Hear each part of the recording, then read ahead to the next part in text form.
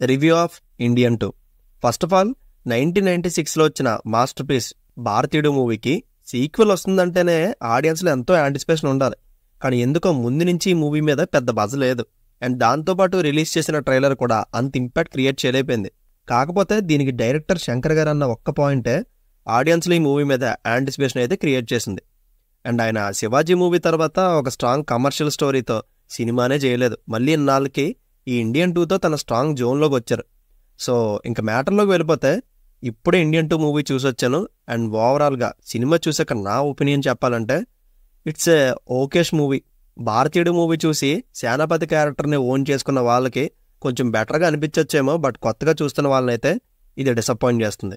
దానికి రీజన్స్ చాలానే ఉన్నాయి, డీటెయిల్గా మాట్లాడుకుందాం. దానికన్నా ముందు ఈ మూవీ ప్లాట్ చూస్తే, దేశంలో జరిగే అన్యాయాన్ని చూడలేక ప్రజలంతా కమ్బ్యాక్ ఇండియన్ అన్న హ్యాష్ట్యాగ్తో భారతీయుడిని పిలుస్తారు. మళ్ళీ అదే భారతీయుడిని తిరిగి వెళ్ళిపోమని అతని మీదకి ఎగెనెస్ట్గా వెళ్తారు. ఇలా ఎందుకు జరిగింది, అసలు అతను ఏం చేశాడనేదే ప్లాట్. సింపుల్గా చెప్పాలంటే కరప్షన్ చేశాడని కన్న కొడుకునే చంపుకున్న భారతీయుడి బాటలో నడవాలంటే హ్యాష్ట్యాగ్లు పెట్టి ట్రెండ్లు చేసినంత ఈజీ కాదని అండర్లైన్గా మనకు ఒక లెసన్ నేర్పారు శంకర్ గారు. అయితే మూవీ స్టార్ట్ అయిన 15 మినిట్స్ కూడా మంచి ఎమోషనల్ పాయింట్స్ని చూపిస్తూ స్టోరీకి మనల్ని బాగానే కనెక్ట్ చేశారు. కానీ ఎప్పుడైతే భారతీయుడు అపీరెన్స్ వచ్చిందో అక్కడి నుంచి ఫస్ట్ హాఫ్ కంప్లీట్గా ఫ్లాట్ డౌన్ అయిపోయిన ఫీలింగ్ వచ్చింది. ఒక హై ఇచ్చే మూమెంట్స్ కానీ, ఎలివేట్ చేసే సీన్స్ కానీ, even screen play or writing కూడా అంత స్ట్రాంగ్గా ఉండదో. ఏదో వస్తాడు, చెప్తాడు, చంపుతాడు, రిపీట్, ఇదే ప్యాటర్న్లో వెళ్తుంది. దానికి తోడు కమల్ హాసన్ గారి ఆ ప్రాస్థెటిక్ మేకప్ కానీ, ఆయన గెటప్స్ కానీ నాకు అస్సలు నచ్చలేదు. చాలా ఆర్టిఫిషియల్ ఫీలింగ్ వచ్చింది. And compare to first half, second half emotional blocks అయితే నాకు బాగానే అనిపించాయి, ఎస్పెషల్లీ సిద్ధార్థ్ గారి పోర్షన్స్లో.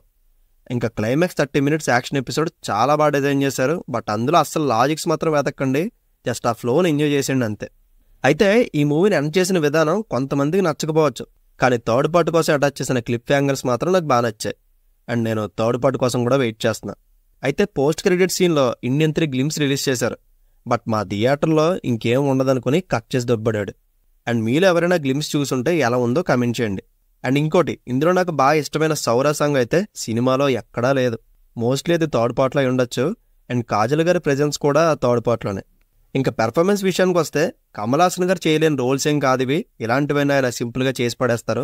బట్ అవుట్ ఆఫ్ సిలబస్గా వచ్చింది మాత్రం హీరో సిద్ధార్థ్ గారి క్యారెక్టర్. కమల్ హాసన్ గారి తర్వాత ఈ సినిమాలో కీ రోల్ అయిందే. చాలా బాగా చేశారు ఆయన, ఎస్పెషల్లీ ఎమోషనల్ సీన్స్లో. అండ్ ఇంకా rest of the casting Rakul Preet కానీ, ప్రియా భవాని, బాబీ సింహ గారు ప్రతి ఒక్కరూ వాళ్ళ రోల్స్కి జస్టిఫై చేశారు. అండ్ నేదుమూడి వేణు గారు, వివేక్ గారు, మనోబాలా గారి రోల్స్ని విఎఫ్ఎక్స్ యూజ్ చేసి ఇండియన్ 2లో వాళ్ళకి ట్రిబ్యూట్ ఇవ్వడం గ్రేట్ గెస్చర్ అనాలి. జస్ట్ 1-2 చోట్ల తప్ప ఎక్కడ కూడా విఎఫ్ఎక్స్ రిమార్క్ కనిపించలేదు. అండ్ ఎస్జే సూర్య గారి రోల్ అసలు ఎందుకు ఉందో తెలీదు, వేస్ట్లెస్ అయిపోయింది. ఇంకా టెక్నికల్ సైడ్ అనిరుద్ధ్ గారి బ్యాక్గ్రౌండ్ స్కోర్ అంత ఇంపాక్ట్ ఇవ్వలేదు. అండ్ సాంగ్స్ కూడా సోగానే ఉన్నాయి. అండ్ ఏఆర్ రెహమాన్ గారు లేని లోటు క్లియర్గా కనబడుతుంది. అండ్ స్ట్రాంగ్ రైటింగ్ కానీ, స్క్రీన్ ప్లే కానీ, ఎమోషనల్ డెప్త్ అనేది డీప్ లెవెల్లో లేకపోవడం మేజర్ డ్రాబ్యాక్ ఈ మూవీకి. అయితే ఫస్ట్ పార్ట్లో ఉండే సీన్స్ని మాంటేజెస్లో అయినా అక్కడక్కడ చూపించుంటే కొత్తగా ఈ మూవీ చూస్తున్న వాళ్ళకి భారతీయుడి క్యారెక్టర్ గురించి అండ్ జనాలు అతను ఎందుకు రమ్మని కోరుకుంటున్నారో క్లియర్గా అర్థమయ్యేది అండ్ ఓన్ చేసుకోవడానికి అవకాశం ఉండేది.